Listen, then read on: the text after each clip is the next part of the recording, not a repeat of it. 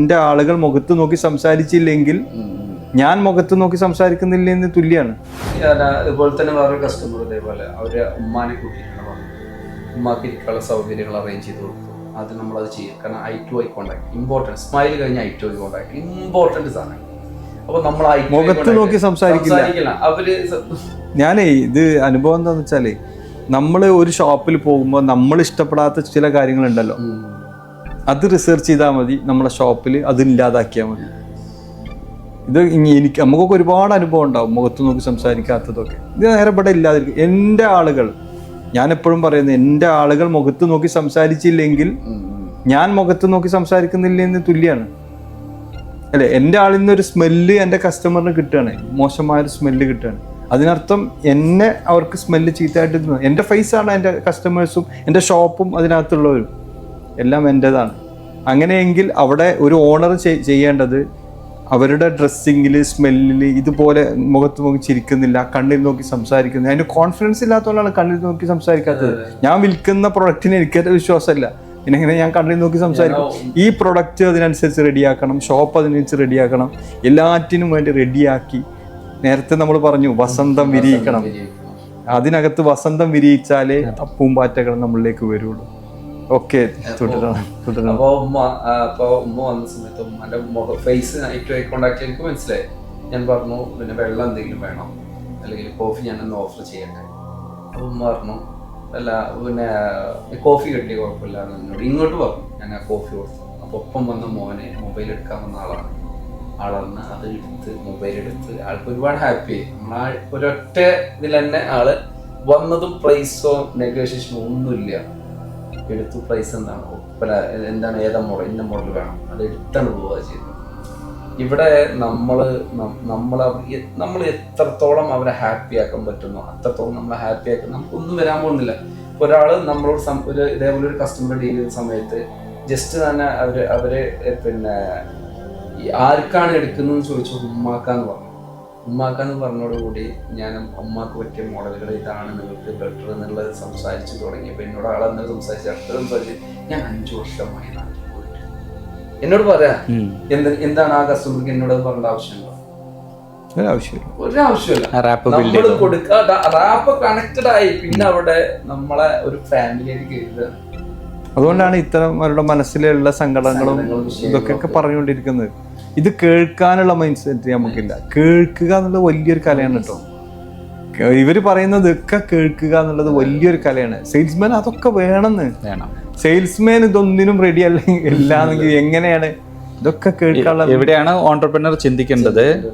2 കാര്യങ്ങൾ. ഒന്ന്, കണ്ടിന്യൂസ്ലി ഇവർ എഡ്യൂക്കേറ്റ് ചെയ്തുകൊണ്ടിരിക്കണം ഈ കാര്യങ്ങള്. 2, സിസ്റ്റം വേണം. ഈ സിസ്റ്റത്തിലോട്ട് ഇപ്പോൾ നിയാസിക്ക ചെയ്ത കാര്യങ്ങൾ ഡിഫൈൻഡ് ആയിട്ട് ഇന്ന കസ്റ്റമർ അല്ലെങ്കിൽ കസ്റ്റമേഴ്സ് വരുമ്പോൾ ഇങ്ങനെയൊക്കെ ട്രീറ്റ് ചെയ്യാൻ നമ്മൾ ഡിഫൈൻ ചെയ്തിട്ടില്ലെങ്കിൽ നാളെ പുതിയൊരാൾ വരുമ്പോൾ, പുതിയൊരു എംപ്ലോയി വരുന്ന സമയത്ത് ഇതേ കസ്റ്റമർ കയറി വന്നാൽ നിയാസിക്ക അവിടെ ഇല്ലെങ്കിൽ അയാളുടെ മിനിമം എക്സ്പെക്റ്റേഷനാണ് ഈ നിയാസിക്ക മീറ്റ് ചെയ്തത്. അതാണ് അയാൾക്കത് കൊടുക്കാൻ പറ്റിയിട്ടില്ല, ആ കസ്റ്റമർ വാങ്ങിക്കില്ല. ഇതിലും മോശമായിട്ടുള്ള വേറെ ഷോപ്പിൽ പോയി വാങ്ങിക്കും. അത് മാത്രമല്ല അവർ അതോടുകൂടി ആകെ ഡിസപ്പോയിന്റഡ് ആവും. അപ്പൊ അവിടെയാണ് സിസ്റ്റം ആവർത്തിക്കണം. അതെ, നമ്മൾ നേരത്തെ പറഞ്ഞ സ്റ്റോറി ആവർത്തിച്ചുകൊണ്ടേയിരിക്കണം. ഇത്തരം ചെറിയ കാര്യങ്ങളിൽ പോലും നമ്മൾ എന്ത് ചെയ്യണം? സിസ്റ്റം കൊണ്ടുവരണം. നമ്മൾ ആകെ കൊണ്ടുവന്നിട്ട് ക്യാഷ് വാങ്ങുന്നതും കൊടുക്കുന്നതും ബില്ലടിക്കുന്നതും അതാണ് സിസ്റ്റം. അതുപോലും ഇല്ലാത്തതാണ് നമ്മളെ ആളുകൾ കേട്ടോ. വേറെ കാര്യം, നമ്മൾ സംസാരിച്ചുകൊണ്ടിരിക്കുന്നത് ഈ മീഡിയം ബിസിനസ്മാൻമാരോടാണല്ലോ. അതുപോലും ഇല്ലാത്തവർ. പക്ഷേ ഡെപ്തിൽ ഇറങ്ങിക്കഴിഞ്ഞാൽ അതാണ് അവർ ഇതുപോലും നമ്മൾ സിസ്റ്റം ആക്കണം. നെക്സ്റ്റ് എന്ന് പറയാനുള്ളത് എന്താന്ന് വെച്ചാൽ, നമ്മൾ സിസ്റ്റം എന്നൊക്കെ നമ്മൾ പറയുന്നുണ്ടല്ലോ, സത്യത്തിൽ എന്താ സിസ്റ്റം? ഇതൊന്നും എഴുതി വെക്കൽ മാത്രമല്ല, എഴുതുമ്പോഴാണ് അവർക്ക് ശരിക്ക് നമ്മളെ ഷോപ്പിൽ നിൽക്കുന്ന ഒരാൾക്ക് അവന്റെ ഡ്യൂട്ടി എന്താണ്, അവൻ എങ്ങനെ, അത് ക്ലാരിറ്റി വരലാണല്ലോ സിസ്റ്റം. അപ്പോഴാണ് സിസ്റ്റം, അല്ലാതെ വെറുതെ ഒന്നുമല്ല. ഇത് നമ്മൾ എഴുതി വെക്കുന്നു, ഇത് നേരെ അപ്പുറത്തേക്ക് നമുക്ക് ട്രാൻസ്ഫർ ചെയ്യാൻ പറ്റണം. അതിനാണ് നമ്മളിത് എഴുതി വെക്കുന്നത്. ശരിക്കും അവന്റെ ഡ്യൂട്ടി ഇതാണ്, എൻ്റെ പണി, ഞാൻ ചെയ്യേണ്ടത് ഇന്നതാണെന്നുള്ളത് എത്ര കണ്ട് ക്ലാരിറ്റി കിട്ടുന്നോ അത്ര ക്ലാരിറ്റി കിട്ടും. ക്രിസ്റ്റൽ ക്ലാരിറ്റി എന്നാണ് നമ്മളെ നിയാസ്ഖാന്റെ വാക്ക്. അപ്പൊ ആ ക്ലാരിറ്റി ഇങ്ങോട്ട് കിട്ടിക്കഴിഞ്ഞാൽ പിന്നെ അതിനാണ് സിസ്റ്റം എന്ന് പറയാം. എന്താണെന്നറിയോ, ഞാൻ ഇഷ്ടപ്പെട്ട് കഷ്ടപ്പെടാതെ പറഞ്ഞൊരു സംഭവം ഞാൻ കഴിഞ്ഞ വീഡിയോയിലൊക്കെ പറഞ്ഞിട്ടുണ്ട്. ഇതൊക്കെ കണക്റ്റഡ് ആവണം. എന്താണെന്ന് വെച്ചാൽ കസ്റ്റമർ നമ്മൾ എന്ത് ഡീൽ ചെയ്യണം എന്നുള്ളതല്ല. പിന്നെ എക്സാമ്പിൾ പല സിനിമകളും നമ്മൾ സിനിമയെ പറ്റിയിട്ടൊക്കെ ഒന്ന് ചർച്ച ചെയ്തിട്ട് തിയേറ്ററിൽ പോകണതിനെ കുറിച്ചിട്ടും ഇതിനെക്കുറിച്ച് സംസാരിച്ചിട്ടുണ്ടല്ലോ. സിനിമയിലേക്ക് എടുക്കാം. ഒരു സിനിമയിൽ ഒരു ലവ് സീൻ ആയിരിക്കണം. ലവ് സീനിൽ അതൊരു ഇഷ്ടപ്പെടലാണല്ലോ. ആ ലവ് സീനിൽ ആ വ്യക്തിയെ കിട്ടാൻ വേണ്ടിയിട്ട് ഒരുപാട് തിയറികൾ ഉപയോഗിക്കും അല്ലേ? അതൊന്നും ആരും പറഞ്ഞു കൊടുത്തിട്ടോ അല്ലെങ്കിൽ എന്താ പറയാ എവിടുന്നെങ്കിലും ഒരു കോച്ചിങ് കിട്ടിയിട്ടാണോ? ഇപ്പോൾ മതിൽ ചാടിപ്പോളും അല്ലേ, എവിടുന്നെങ്കിലും കോച്ചിങ് കിട്ടിയിട്ടുണ്ടോ? എനിക്കറിയില്ല. കാരണം പിന്നെ അതുവരെ ചിലപ്പോ ഇപ്പോ നമ്മൾ വാലന്റൈൻസ് ഡേക്ക് ഇപ്പൊ ഡയറി മിൽക്ക് കൊടുക്കുന്ന ഒരു പതിവുണ്ട്, കണ്ടിട്ടുണ്ടല്ലോ. അത്രയും കാലം അവിടെ ഏത് ഭാഗത്ത് അവിടെ ബാക്കിലുണ്ട്, അവിടെ എവിടെ ഡയറി മിൽക്ക് കിട്ടുന്ന അറിയേണ്ട ആളല്ലായിരിക്കും ആള്. ഇത് ഇഷ്ടം വന്നപ്പോ അത് അടക്കം പഠിച്ചു. ഡയറി മിൽക്ക് എവിടെ കിട്ടും, ഏത് സമയത്താണ് ഇപ്പോ ആ കുട്ടി വരുന്ന വാഹനം ഏത് സമയത്ത് എത്തും, അതിനു വേണ്ടി എത്ര കഷ്ടപ്പെടാനും റെഡിയാണെന്ന് അർത്ഥം. ഇഷ്ടപ്പെട്ട് കഴിഞ്ഞാൽ ഇതിനൊരു ബിസിനസ്, ഇതിനൊരു ഹെഡ് ഉണ്ടോ? ബിസിനസ്സിന് ഹെഡ് ഉണ്ടോ? ഇല്ല. ഇതിനൊരു ഇത് പറഞ്ഞു കൊടുക്കുന്നതാണ്. ഇതിനൊന്നും ഹെഡില്ല. ഇഷ്ടമാണ് ഇതിന്റെ ഇമ്പോർട്ടൻറ്റ്. അതെ, സെയിൽസ് ചെയ്യാനുള്ള ഇഷ്ടം, അല്ലെങ്കിൽ കസ്റ്റമറെ ഹാപ്പി ആക്കാനുള്ള ഇഷ്ടം, പാഷനേറ്റീവ് ആവും. മാത്രമല്ല ഞങ്ങൾ ഈ ബിസിനസ്സിൽ ഇപ്പം പ്രത്യേകിച്ച് ഈ ഷോപ്പ് സെല്ലിംഗ് ഒക്കെ ഉണ്ടല്ലോ, ഷോപ്പിൽ സെല്ല് ചെയ്യുന്ന ഒരാൾക്ക് കിട്ടുന്ന ഓപ്പർച്യൂണിറ്റി വലിയതാ. എത്ര ആളാണ് അവൻ്റെ മുന്നിലേക്ക് വരുന്നത്, എന്തെല്ലാം പ്രശ്നം കൊണ്ടാണ് വരുന്നത്. ഇപ്പം നമ്മളിപ്പോൾ ഓഫീസിലിരിക്കുകയാണെങ്കിൽ പോലും നമ്മളെ അടുത്ത് വരുന്ന ആളുകൾ വളരെ പരിമിത. ഒരു ദിവസം എൻ്റെ മെയിൻ ഷോപ്പിലൊക്കെ ഒരു 150 പേരെങ്കിലും വന്നിരിക്കും. ചെറിയൊരു ഷോപ്പല്ലേ, ആ ചെറിയൊരു ഷോപ്പിൽ 150 പേരിൻ്റെ മുകളിലാണ് ഇപ്പോൾ നമ്മളെ റേഷ്യോ. ഇത്രയും ആളുകൾ അവരെ മുമ്പിലേക്ക് വന്ന് ഇപ്പം ഇവിടുത്തെ അറബി കണ്ടീഷനിലാണെങ്കിൽ എല്ലാവരും ഒരു സലാം പറയും. ആ ഒരു സലാം കിട്ടിയാൽ തന്നെ മതി.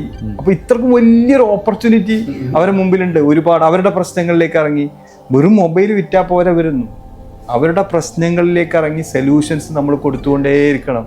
അവരെ ബിസിനസ് പോലും എന്താണെന്ന് പറഞ്ഞാൽ ആ ബിസിനസ്സിന് വല്ല സൊല്യൂഷൻ പോലും കൊടുക്കാൻ എൻ്റെ ഈ പ്രൊഡക്റ്റിന് കഴിയുമോ എന്നുള്ളത് അവരെ പഠിപ്പിക്കണം.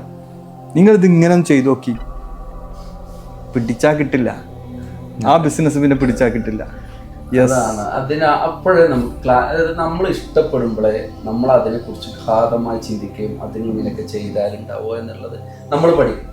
അങ്ങനെ ഇഷ്ടപ്പെടുമ്പോഴാണ് നമ്മളെ മുന്നിൽ വരുന്നൊരു കസ്റ്റമറെ നമുക്ക് ആ ഇഷ്ടത്തോടു കൂടി ഡീൽ ചെയ്യാൻ കഴിയും. ആ ഇഷ്ടത്തോടു കൂടി ഡീൽ ചെയ്യുമ്പോഴാണ് ഇയാൾ ഇങ്ങനെ ചെയ്താൽ അതിലേക്ക് എത്തുമെന്ന് ഓട്ടോമാറ്റിക് നമ്മളെ മൈൻഡ് വർക്കൗട്ട് ആവുള്ളൂ. ആ വർക്കൗട്ടിലാണ് നമ്മൾ ക്ലോസ് ചെയ്തത്. അതാ ഇഷ്ടപ്പെട്ട് കഷ്ടപ്പെടുക. അപ്പോൾ നമ്മൾ സംസാരിച്ചു വന്നത് ഞാനെന്താ പറയുക, എക്സ്റ്റേണൽ കസ്റ്റമേഴ്സിന് ഒരുപാട് തിയറീസ് ഉണ്ട്. അതൊക്കെ പല യൂട്യൂബിലും നമുക്ക് കിട്ടും, ഒരുപാടുണ്ട്. ഇതിന് പകരം നമ്മൾ തന്നെ ആ തിയറീസ് നമ്മളെ ഷോപ്പിന് വേണ്ട രീതിയിൽ നമ്മൾ സെറ്റ് ചെയ്യണം.